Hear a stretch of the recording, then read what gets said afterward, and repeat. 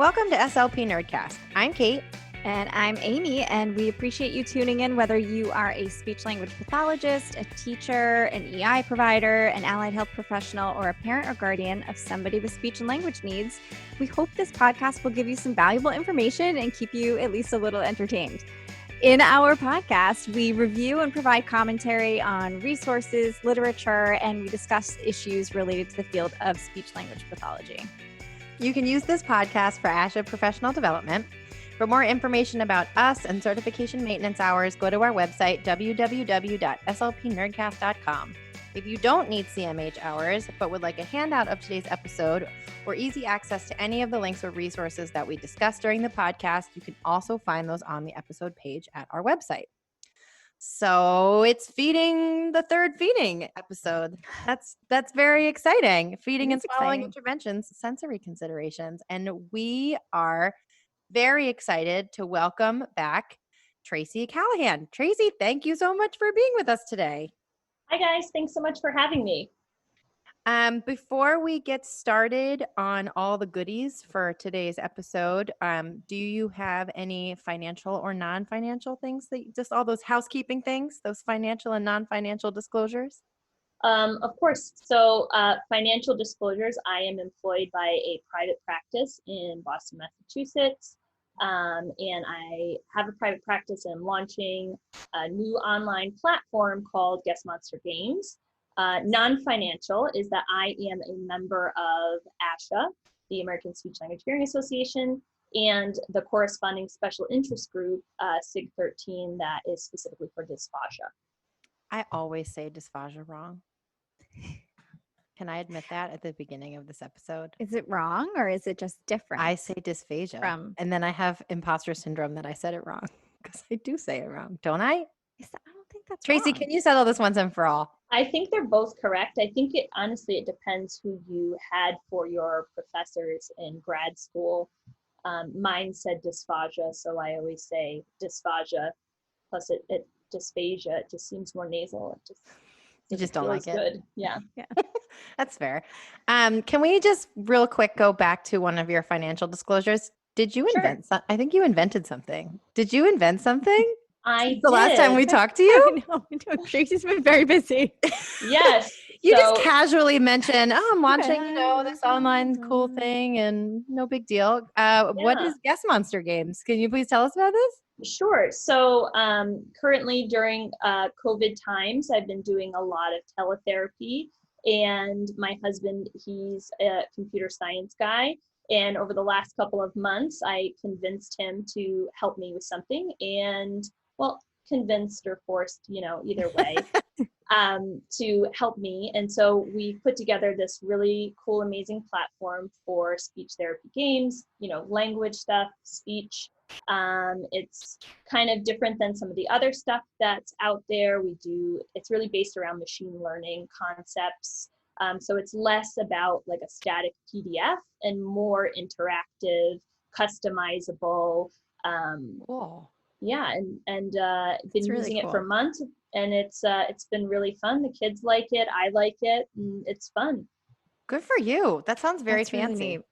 Yeah, well, it's not fully functional yet because we've been working on that in between our own jobs and our 2 children and all other responsibilities.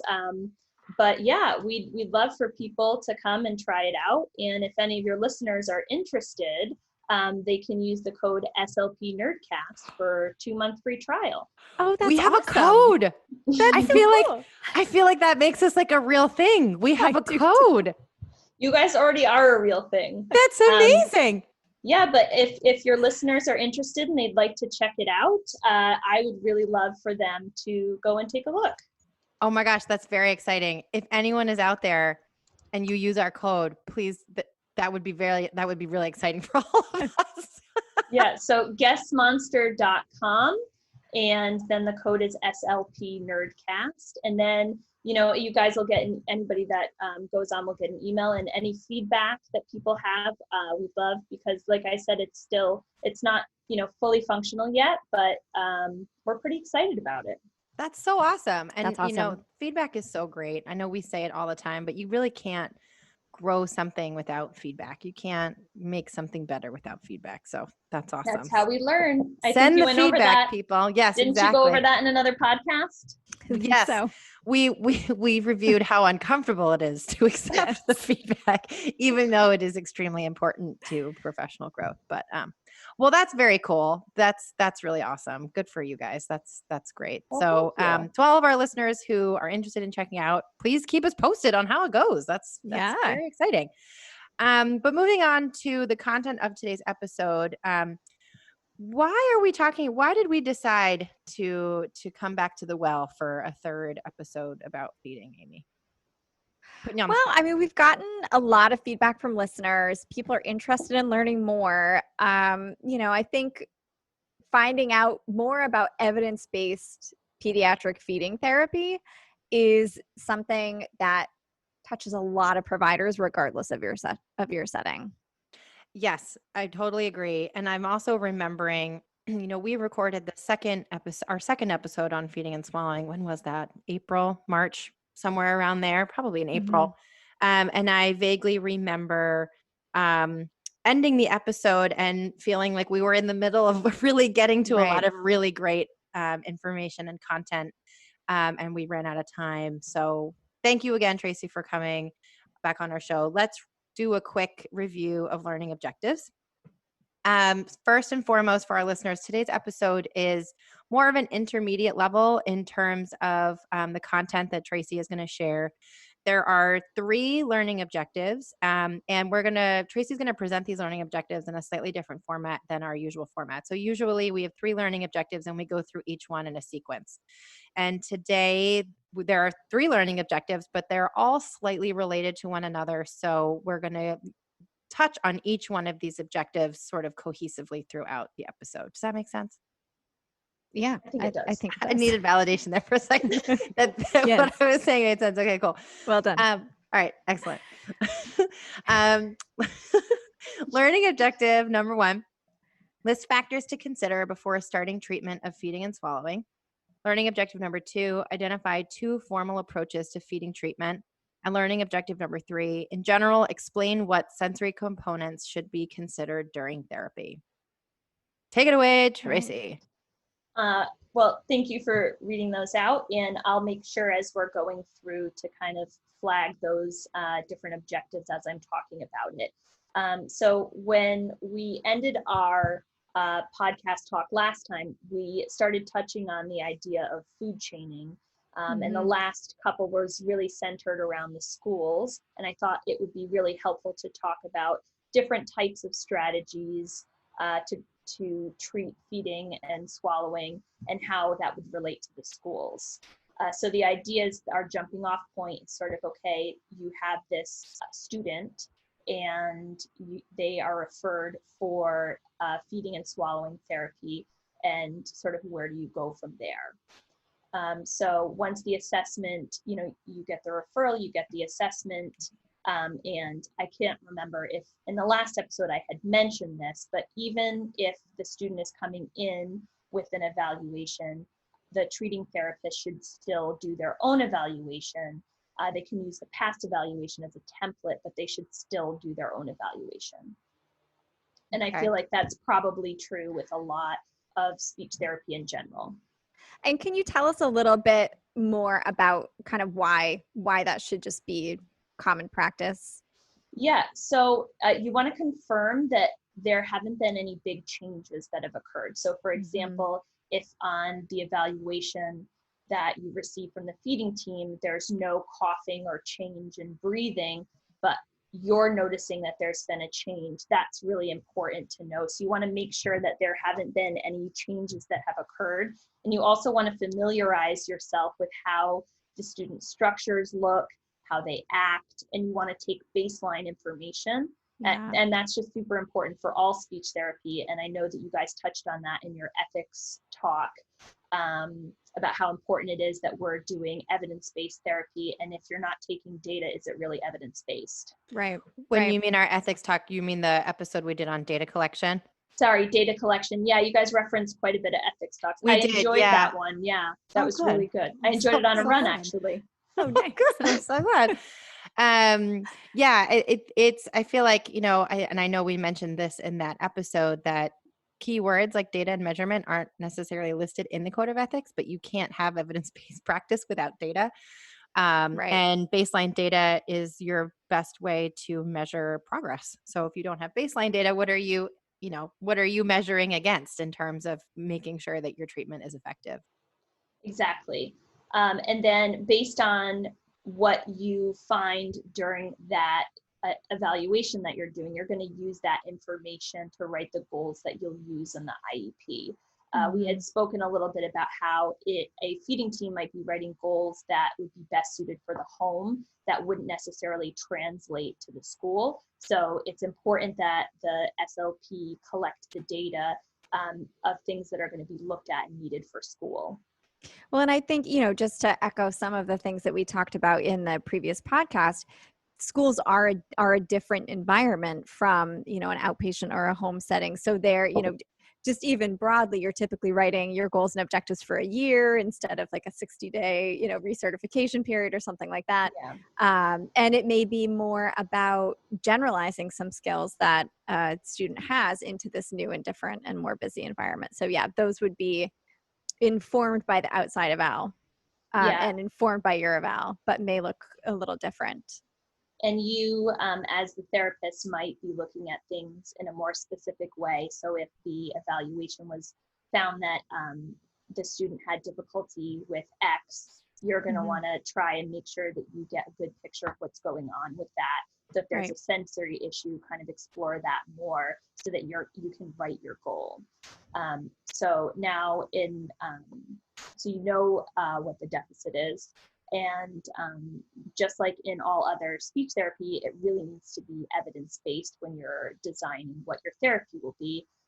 So I have outlined a few different therapies that I think it would be good to familiarize with, that I kind of pick and choose from when I'm designing therapy for the students that I work with. Great. So that's kind of getting into one of those learning objectives was to identify a formal approach to feeding therapy. And the first one that I'm going to talk about is often, we often speak in acronyms, is SOFI. So that is the trademarked name, SOFI. It's supporting oral feeding in fragile infants in the NICU. So you might be saying, if this is for the school, why are we sort of mentioning this? And I would say that more and more often, we are identifying kids earlier that need to be followed for feeding and swallowing. So if I was to read an eval, I might see that they had used this particular technique with a student in the past, and that will give me some information on that. So if people are interested in that particular technique, feedingfundamentals.com is their website. And if you want to just kind of Google it, it's the letters SOFFI. Exactly, yeah. And this is an evidence-based program for the little guys, and it helps with decision-making around feeding. Awesome. And then the next approach that I would talk about is one that I think a lot of the listeners probably are familiar with or have heard of, and that's going to be the SOS feeding approach. And SOS stands for Sequential Oral Sensory Approach. And they actually, it was kind of cute, and the video on their website, they actually talk about how it also stands for Save Our Ship. When you think of SOS, there's... Oh, is that what that stands for? SOS stands for Save Our Ship? Yeah. Is that true? Yeah. Am I the only person that is just learning this for the first time? I know it's the Morse code. My grandfather was in the Navy, so that was one that I think I learned when I was younger. Yeah, maritime knowledge. Yeah. Wait a minute. Amy, did you know that already? I did. Ugh. I did. Smarty pants. Fine. I have random knowledge. That's like my thing. I have random knowledge. I know, but still. Anyway, moving on. But I really like that I get the visual of, a parent or a child really sort of floundering and drowning, and the idea of this feeding approach, just sending a buoy out there to kind of help them. Yeah, so that's sort of a nice visual that I get about this approach. And this particular approach was developed by Dr. Kate Toomey, and their website is sosapproachtofeeding.com. Which we will have on the website. We'll have all of the links for all of these online resources on the episode page. And Dr. Kate Toomey is amazing. You know, and if anybody out there sees any information posted or websites where she's the author, you know, it's definitely worth your time to read because she's really quite amazing. And her approach, the SOS feeding approach, is very evidence-based.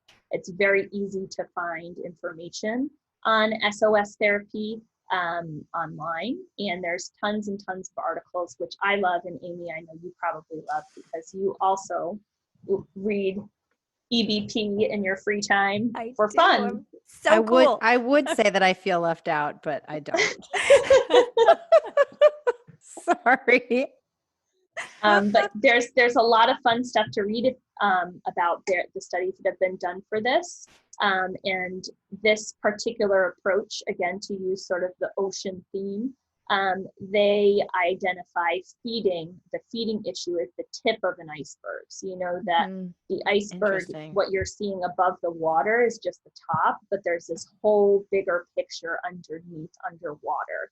And so they talk about how important it is to consider all of these other factors as you're designing feeding therapy. Because if you were to try and treat feeding therapy in isolation without looking into these other factors, then you would be missing something and really be fighting quite an uphill battle.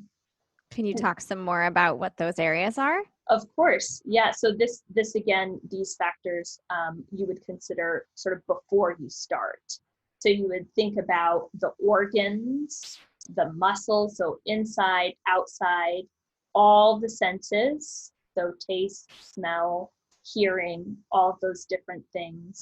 If there is a history of learning issues, learning style, or what their learning capacity is, what their development is, their nutritional status and history, and just the environment in general that you're going to be treating in. So all of these issues are really important to think of before you start with your therapy. I gotta say, I'm not familiar with this approach, but I love that it's this all-encompassing framework. And it makes me think about, in the field of AAC, it makes me think about the SET framework, which Amy loves also a good framework. So do you, Tracy. You love a good framework. We're kindred spirits of framework. But I think, I think when you really do need to think about a lot of different variables to be making a fully informed clinical decision. And it's cool to see that carries over into so many different areas in our field, right? So exactly. Communication, feeding, so anyway, that's very cool. Exactly. Yeah. And when you think about sort of the old way that maybe feeding therapy was, it's like, just jam the spoon in. Why isn't it working? And then you don't understand that this poor child has had pretty severe reflux their whole life, and just the act of food in their mouth is causing this really severe response, and until you're familiarizing yourself with that and maybe tackling that, often with part of a feeding team, then you're just not going to be successful. You could have the best looking spoon, the most exciting placemat and plate, but unless you're really considering all these factors that are occurring simultaneously inside this child, then you're just not going to be successful. Yeah. And then SOS therapy is play with a purpose, they say. So you're really kind of playing with food. So it can work really well with a lot of different ages. And the idea is that you're going to be taking the stress away from the feeding. So it's a way to interact with food that's play, non-stressful. You start with what they're able to tolerate, and then you go from there.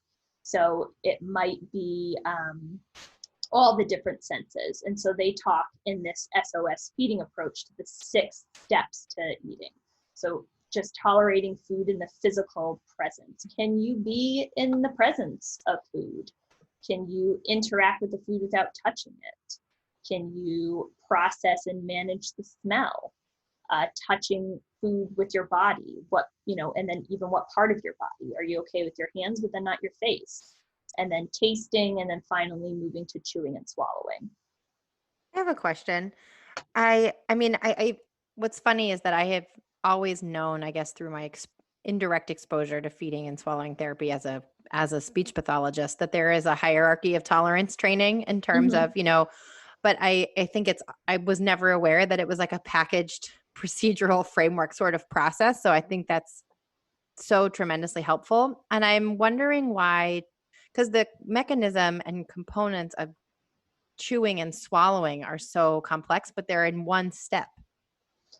Yeah, so I mean, just because it's a step doesn't mean that all the steps are sort of equal, Okay. right? So it's not like it'll take you 10 minutes to get through this and then everything is 10 minutes from there. Depending on what the child's needs are and what their abilities are, and then going back and thinking about, what's below that tip of the iceberg. Though all of those factors may impact their abilities to kind of look at these different steps. So with some children, it could take a really long time to be able to touch it. Mhm. And then once they get past that, the chewing and swallowing is much easier because maybe that child doesn't have as severe of oral motor issues, or another child, they can move through that just fine. But as soon as they get to tasting, that's where they got hung up. So that's sort of one of the cool things about this particular approach, is that they give you a lot of different things to consider. And then you can take a look at the child that you're working with, take a look at that evaluation that you did, the evaluation that they came in with, and then you can use this for goal writing. Because whichever step that they are getting hung up on, that's sort of where you can start writing your goals. Interesting.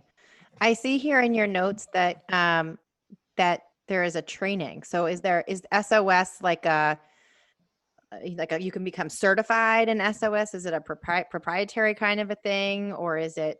It is. So if you go on their website, there is quite a bit of training that's available, and you can get more information on their website. They have a lot of workshops, there's mentorship, and you can get a certification. Interesting. And I would say that, when I'm designing therapy, I do pull components of this particular therapy. I myself am not trained in this particular modality. I've read about it, but I would really encourage all of your listeners whose interest is piqued to go to the website and to read some of the information from Dr. K. Toomey. So the positives of this particular approach is it's very, very evidence-based. It's comprehensive, very well organized. And the reviews of people that have taken the courses is often really positive. And then I would say that the other side is it is very time consuming. They're very long courses. It's not like, oh, I can do an hour-long course and sort of get up to speed. Because it is so comprehensive, the training time is quite long. Interesting. Good to know. Yeah. And then we touched a little bit at our last talk about food chaining, which I think is one that a lot of your listeners had wanted to hear more about. Yes, we had questions about that. We did. And I think this is where we sort of stopped during our last episode.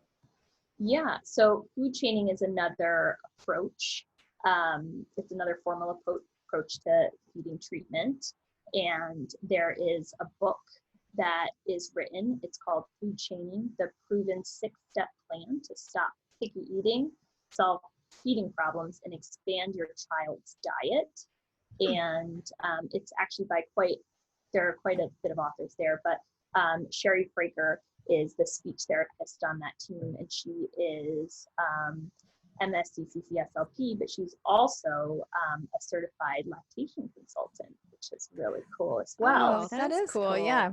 Yeah. So when she wrote this book and designed this approach, she has a lot of personal and professional experience with it, which is really, really cool. So her son had a lot of issues, and she really found this medical team that really supported her and her family really well.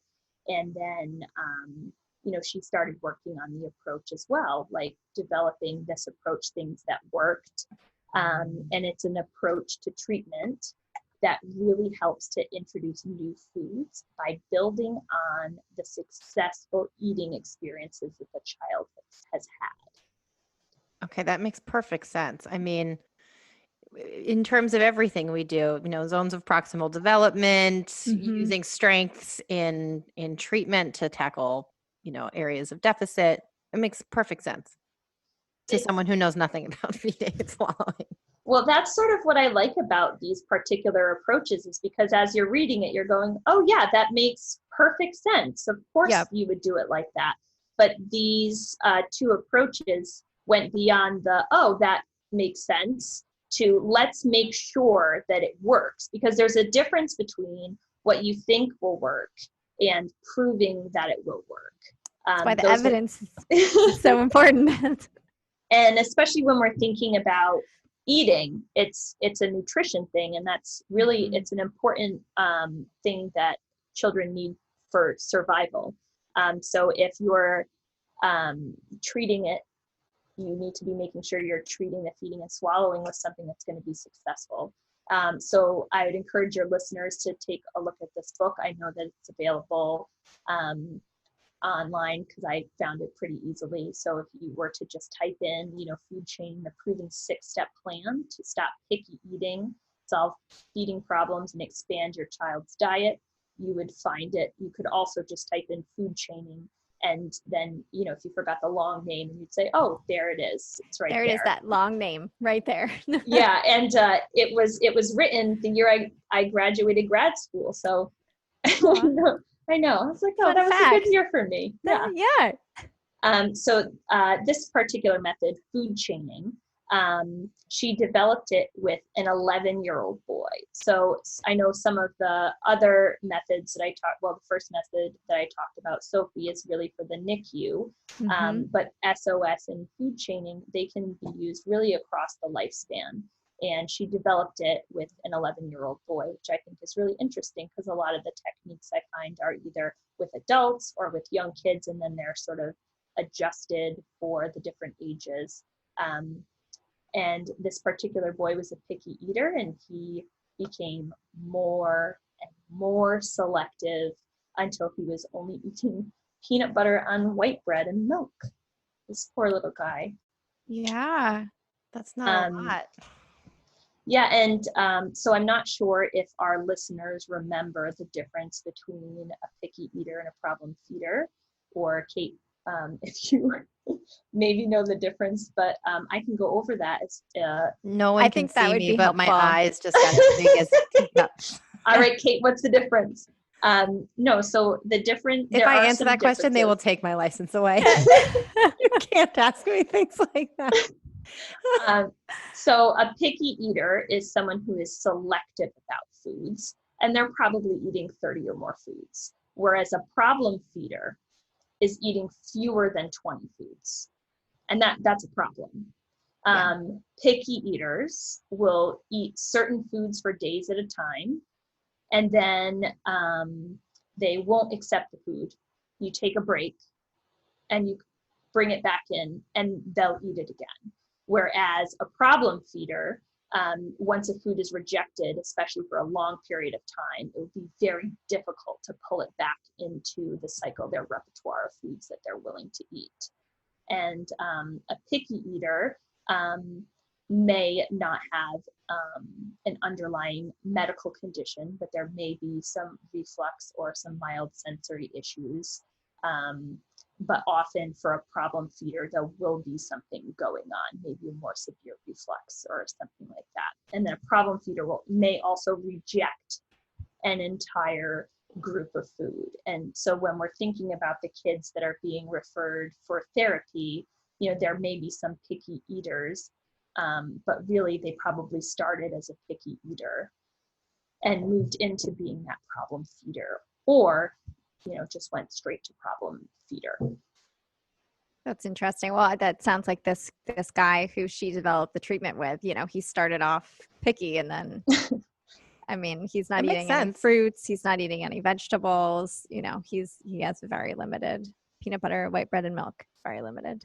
Yeah. And one of the things that I see a lot in the therapy that I do is these kids that get very dependent on milk because they were able to be super successful, maybe with breast milk or formula. And then, okay, it's similar. It's a liquid. The color is similar. And then they'll get really stuck on milk. And they'll drink a lot of milk where most of their protein and calories is coming from milk. And then one of the reasons why it's important to have a feeding team approach is for the medical piece, because if you have a kid that's just drinking a ton of milk, their weight might be okay, but they might not be nourished. There is a difference there. Right. He or she might not be getting all of the nutrients that they really need. And the other thing to be concerned about if somebody is drinking a ton of milk is anemia. And so that's something that would be pulled in from the feeding team, and something definitely to consider. So is there anything that you need to do before, like if you're thinking about your clients and you're like, all right, maybe this food chaining thing, I'm going to learn more about it. It might be a good fit. Is there anything that you need to kind of do before that? Yeah. So similar to the SOS approach, there is this idea of figuring out what's going on before you get in the room. So to think to our learning objectives, the factors to consider before you start treating, it would be what they call pre-chaining in this particular treatment. And so is there an underlying cause behind the feeding issues? So is it medical? Is it, is there something nutritional going on? Is it a swallow? Is it sensory? And then based on your evaluation that you do, you create this sort of sensory framework. And in the sensory framework, you're evaluating the 5 senses as they relate to feeding. That makes sense. Yeah, you're going to say that a lot. That a lot of these things make sense. Yeah, because, it should make sense, right? Yes. What you're doing, how you're treating it should be something that you could track and follow. It says, okay, yeah, that makes sense. So the sensory framework, it's going to be similar in the sense to SOS, as you're going to see how is the child processing. So how are they registering when they see it, when they smell it, when they taste it, the texture, and you're going to look for patterns, which is for me the most fun part, is looking at the data. Part. Yeah. Yes. Virtual 5. I love that. So you figure out what those patterns are. And for me, I figure out what the patterns are by sort of 2 processes. So one is I'm not going to be able to feed this child every single food. It's just there's not enough time, and that actually sounds miserable to force a child to taste and then, check off how it went. But what I do is I have a checklist that I give to parents or maybe to teachers, depending on what the setting is, caregiver. What is the child eating? What is he not eating? And one thing that I really like to do that's fun is that I'll give it to the family, then I'll give it to a different caregiver, and I will compare the 2. Yep. Because sometimes what they eat for mom, they won't eat for dad, or vice versa. Or what they eat for Annie is different than what they're eating at school, is different than what they're eating at home with the parents. So all of that's really important when you're figuring that out. And then you create your pattern. You create what they call that sensory framework as it relates to the 5 senses. So are they tolerating smell, or are they not? Are they tolerating touch? Can they be in the same room as things? Are they only wanting milk and they don't want any other liquids? Is it where is their tolerance, not only just for food but also food groups? Are they are they eliminating an entire food group? And we see that a lot.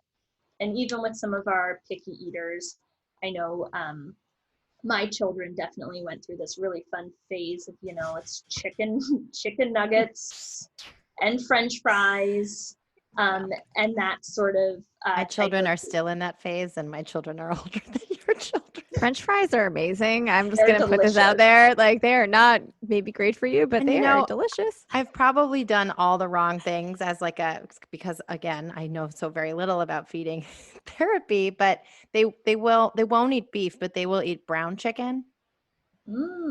If I tell them that it's brown chicken because of the, so it rigidity. seems like Kate, that you might be food shaming. Wow. Maybe. Look at that. Good. Yeah. So makes sense. So we're gonna do a callback to that in a second. Okay, I better pay attention. I'm paying attention. Okay. So with food chaining, what you're gonna do is this concept of flavor mapping. So analyze the preferences, look at the patterns, because one of the patterns might be color. That they're accepting a lot of foods of a particular color. Interesting. And another technique is flavor masking. So, for example, our kids out there that just love them some ketchup, if you put ketchup on it, they're going to at least interact with it, right? That's at least a strategy that I've used at home. Yeah, totally. With my own kids, because they just love ketchup. There's a really cute children's book about this. The name is totally escaping me, where he's a little, does anybody know? He's a prince, and his parents, he won't eat anything. He refuses all foods. I feel like I need to now find this book. And they take him all over the world. It's a king and queen, and he discovers ketchup. And then all of a sudden, he will eat everything because he just puts ketchup on it. Would you say that it's the prince's breakfast? Yes, that's what it's called. It's really easy internet search solved that one. I also have the internet right in front of me, but I didn't think to do that. It was a very good description. Yes, it's a very, very cute book. In case anyone's looking for a children's book to go along with this theme. Well, it seems like I might also need to put that on my wish list. So flavor mapping is analyzing the preferences, looking for patterns. Flavor masking is going to be figuring out flavors that are accepted, and then you can use those flavors to bridge to new foods, and using this sort of as a chain between the old, like a old preferred food they've had a lot of positive experiences with that they enjoy, and to a new food. So it makes the new food a little bit less scary. So that's like the ketchup prince, right? Ketchup, that's what they're doing with the ketchup guy? Right. Exactly. So I think it's something that a lot of speech therapists and some of us moms and dads and caregivers out there maybe have figured out, but they sort of pull it in and use it as part of their treatment approach. And then the other sort of technique they talk about is the use of favorite foods to encourage. So, take some of the old food, some of the new food, have lots of foods available. So it's not like all just on the plate. It's just that food that they won't eat. So if the child won't eat broccoli, for example, but really loves cheese, both of those things are going to be on the plate. So I've used a lot of different dips, dressing. One that's really interesting is the idea of a seasoning like cinnamon. That one you can bring in because it has a pretty strong flavor, and you can put that on apples, that you can put it in yogurt, and if you flavor it, and when you think about the sensory experience, it'll smell like cinnamon, the color will look like cinnamon, it'll taste like cinnamon, the texture will be different, but you're including a lot of these factors to make the new food similar to an enjoyed food. And then that's very cool. Yeah, I like all of these approaches, and I use them all the time in the therapy that I do. And then one tip, I actually heard a different podcast. It's called First Bite, Fed, Fun, Functional with Michelle Dawson. And the episode is episode 69, and it's called Food Chaining with Sherry Fraker, MSCCC, SLP, CLC. She talked about the use of a pain scale, which I'm obsessed with. That is interesting. Well, I love pain scales. I worked in the hospitals quite a bit. And one thing that I think is important, we touched in one of the other podcasts was that what we would consider to not be pain, a child might be considering pain, So depending on what their level is. So they might be scared, but they might be processing that as pain. And it's important that we give them the ability to communicate that to us. And when you give them a scale, you can figure out how bad is this food for them. And is it only a little bit bad? Is it a lot bit bad? Is it terrifying to them to the point where maybe we're causing them discomfort and pain? Figuring out, what that level is. And there's a lot of different pain scales out there that you can customize. And there's a new pain scale that I found that I'm going to say obsessed with, which is a vertical pain scale. And I think a lot of our kids are familiar with like things going up, stoplights. Red is stop, green is go. Yeah. I have a vague recollection that somewhere, sometime, I learned that developmentally you scan vertically before you scan horizontally. Can anyone confirm or deny that information? I mean, I can ask the internet. We're asking the internet a lot today. Yeah. And we can ask if any listeners out there know the answer to that question. But anyway, it's irrelevant because that's a really interesting way to present a pain scale, I think. And also it could depend on what the visual abilities of your student are, because some people might not have the ability. They might have neglect. And if you just put it vertically, it makes a big difference for them. But one of the new pain scale, it's called the Outer Pain Scale. It's by Bayer. And it includes different pictures with ethnic diversity, which I think is super important. So and it includes real pictures versus the sort of doodle, because when you think about when somebody is getting really red, or if they're getting pink, it looks different in different people. Eyes look different, mouths look different, and children can pick the one that they feel best represents them. And so when they're talking about what their pain is, they're using pictures of something that really represents them. And they found that this can help kids to better kind of communicate what's going on. And so if people were to, and I'll include the link, there's been some studies around that I thought was really interesting, that we should be doing, that we probably haven't been doing. That's so interesting. I don't think I ever would have, I don't know. It makes a lot of sense. But again, I feel like I'm such a robot, but these things are very logical, but unless you are really doing this kind of feeding and swallowing work on a regular basis and really entrenched in it, I'm not sure that, or maybe other people are naturally making these connections and I'm just not, but that's okay too. Well, I think that there is a jump with speech to say, oh, pain scale, that's something you do in PT with stretching and AFOs or bracing. But no, because kids, especially younger kids, that's the way that they are processing it. And so for them, fear might be pain, but they could also have physical pain when they're swallowing. And if they are, they need to have a way to communicate that to us, or we need to help them identify that that's what's going on so that we can alleviate that. Because if they're in pain, and it's because there's a certain food that's causing them reflux, or maybe they have an allergy to it. I know that my husband, if he eats too many kiwis, his tongue gets really kind of itchy, but if he's a kid, he'd be like, ouch, my tongue hurts. Right. And we need to track that, because if there is an allergy, we need to figure that out. And maybe we don't let him eat 20 kiwis. Yeah, that doesn't sound like it's Sorry. But I'll make sure to include that in the link. So, and they're all different pain scales. You can do Legos, you can do cartoons, whatever is talking to the kid.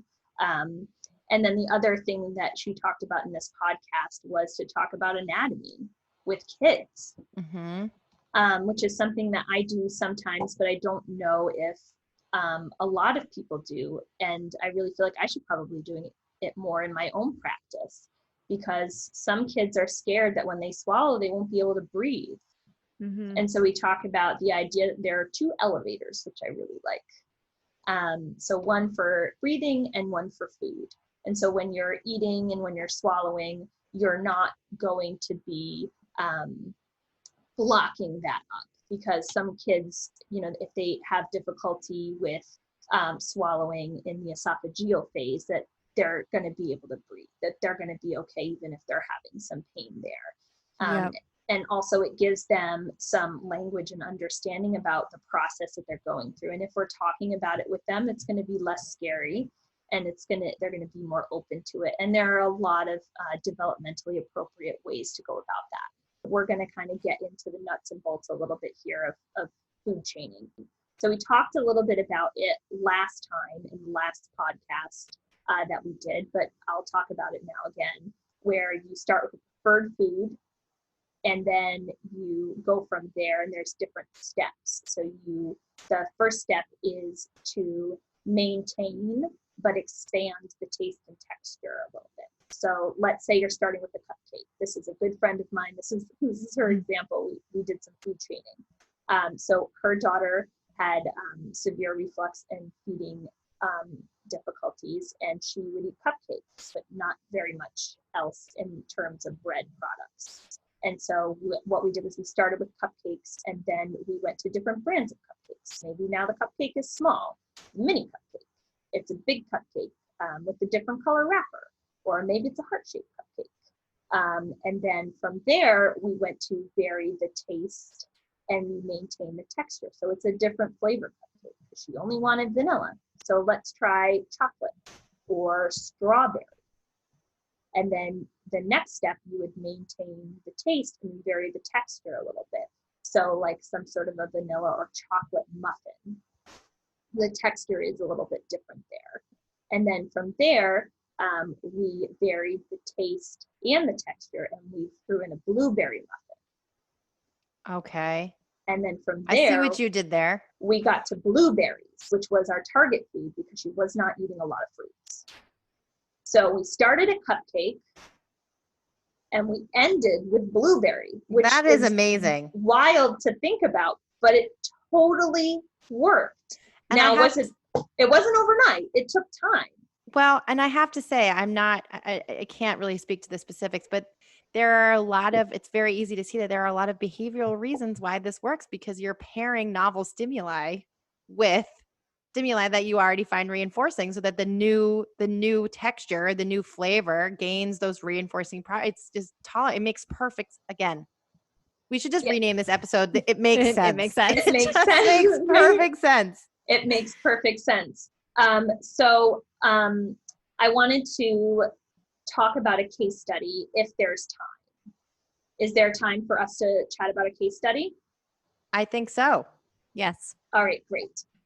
So this particular case study that I'm going to do is about a 3-year-old boy.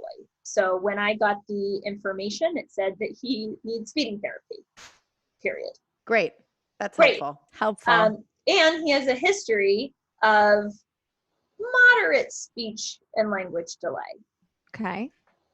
And that's what you get. That's what the piece of paper says. So step 1, I need more information, because I'm not going to walk in there and just say, okay, is he verbal? I don't know. Like I need more information. So thinking back to when we're thinking about these learning objectives, what are the factors that I'm going to consider before I'm even going to start? Right. So food chaining calls that pre-chaining. SOS calls that, let's look below that tip of the iceberg. What's going on? I need to know what's going on. So I send out 2 forms. So one has got the medical background, and the other one is feeding specific. And I'm not going to, I don't want to see a child before I know this information, because if there's something severe going on that is going to impact my ability to do an assessment, I need to know that before we start. There might be allergies, there could be an underlying medical condition. And what if this moderate speech delay indicates that this particular child uses a device? And oh, by the way, that device is broken.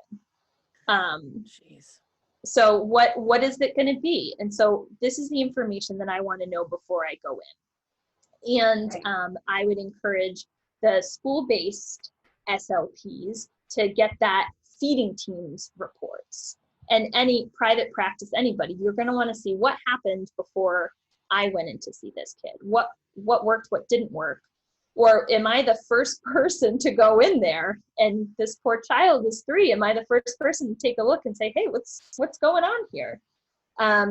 And so that's really the first step. And then I start to look for breadcrumbs. That's sort of how I like to think about it. That makes it makes sense. Oops. I got to come up with another phrase, but you're leaving breadcrumbs for me, Tracy. That's what's happening. I'm following the breadcrumbs. Well, yeah. And so you say, all right, here's where we are. I need to go backwards to figure out what's going on. And I keep going backwards until I hit that infant stage. So I'll say, how is infant feeding? How is transitioning to solids? And then I want to look at the who, the when, the where, why of what's going on right now. Who is eating with the child? When are they eating? Is it frequent snacks? Is it meals? Are they scheduled? Where is he seating? Is he moving around? One kid I worked with only wanted to eat in the car, and that's just not functional, you know? And then why is the family feeding in that manner, and why is now all of a sudden it's a problem? Because sometimes families will feel like they've managed well up into a certain point, and then they need help. And then I always ask, is eating enjoyable? Right. Because it should be. And how stressful is it? Right. And back to numbers. I like me a Likert scale. Data. So I'm gonna make up a data song. Yeah, you should. Like a little jingle. So Sorry. So I'll give a question. I like, a statement. I like meal times with my child. My child likes mealtime. Mealtime is not stressful for me. My child eats a variety of foods. I feel that my child is being nourished. I don't worry about my child's food intake. And I'll have parents scale that, 0 to 7. And that's also baseline data. And that can be given to a teacher or to a teacher's assistant, whoever's working with this child. Any stakeholder. I mean, you think about 100%. Chances are, I know we had also said this in a previous episode, but a lot of the people that we work with in our profession do have a variety of complex needs or underlying conditions. So chances are this child has other OT, PT, teachers, tutors, you name it. There are other stakeholders involved. 100%. And then if there are multiple caregivers that are feeding the child, I want to give this to all of the caregivers.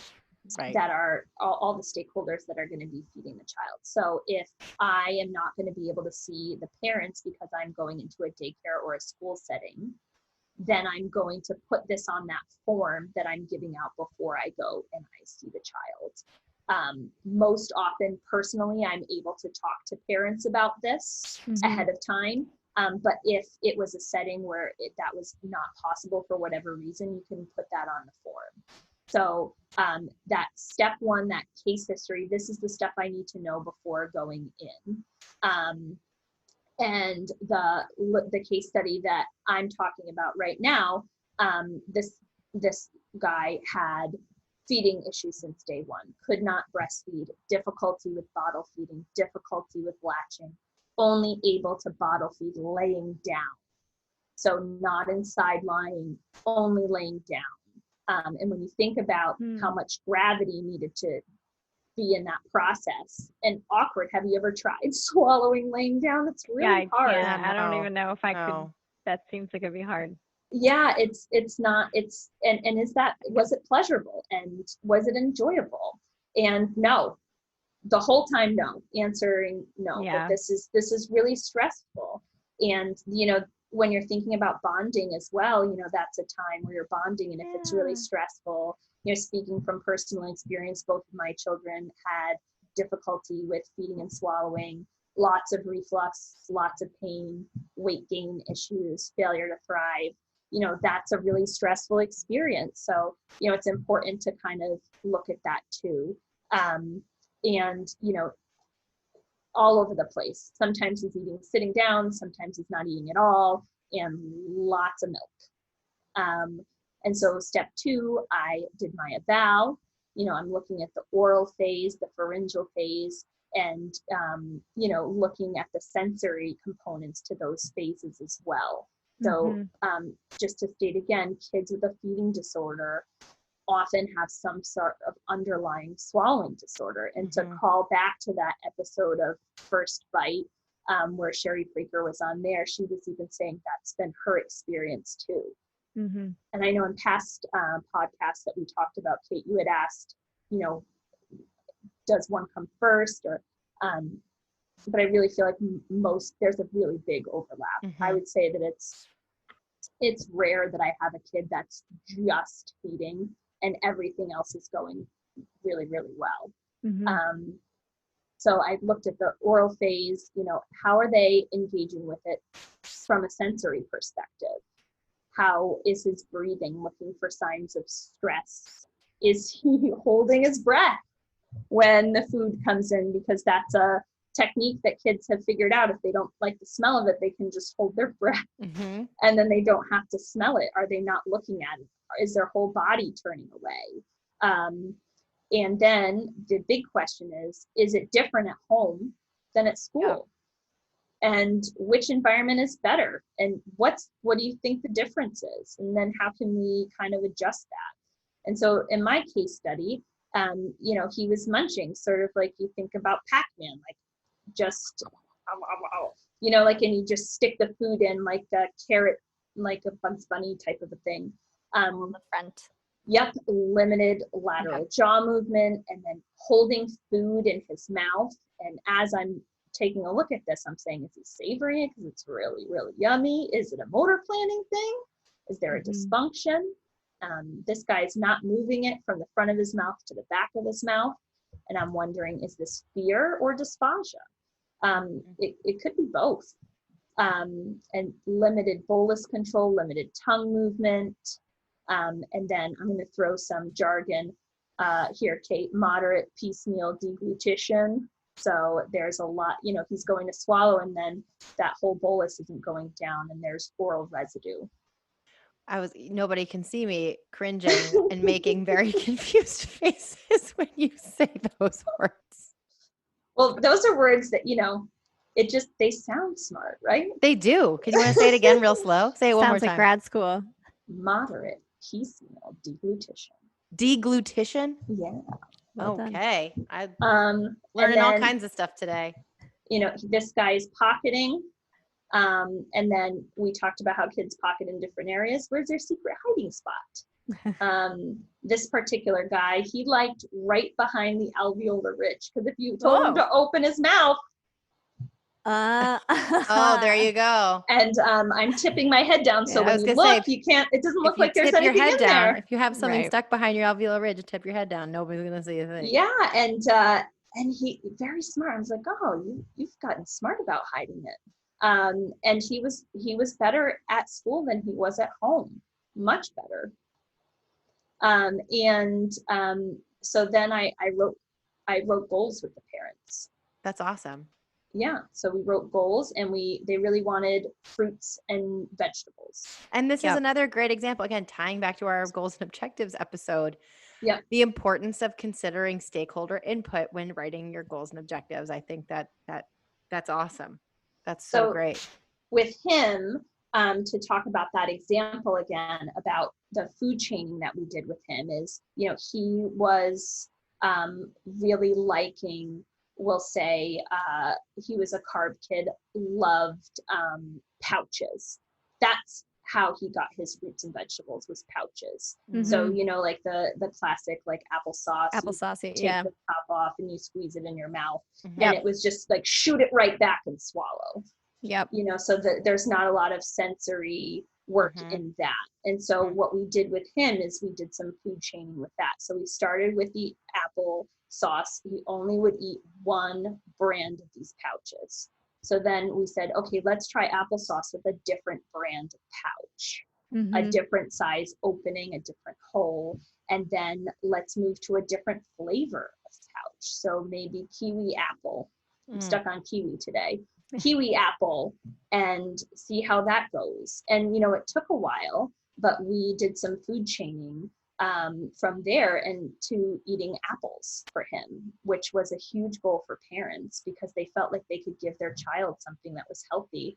And, if Whole Foods is out of pouches, then they're not worried about how their child is going to get the nutrition for that day. Right. And then he was not wanting to touch any of the foods initially. So we have this sort of garbage bin. So if you don't want it, you can pick it up and you can put it in the bowl and say goodbye to it. Right. Because even just the process of picking it up and saying goodbye to that particular thing, you've touched this thing that you don't really like. And over time, Yep. Oh, I love that. and then the other thing, once he liked the apples, we cut those into sticks and we use peanut butter. And so we got him interested in apples that way. In peanut butter that way. So you dip the apple stick into the peanut butter and, he pretended to eat around it. And then eventually you interact with that peanut butter. And now we've got that transition food that we can use with lots of different things. So it's the ketchup. It's the ketchup, right? It's the fruit ketchup. So great. So in schools, it might need to be sun butter because nuts aren't allowed.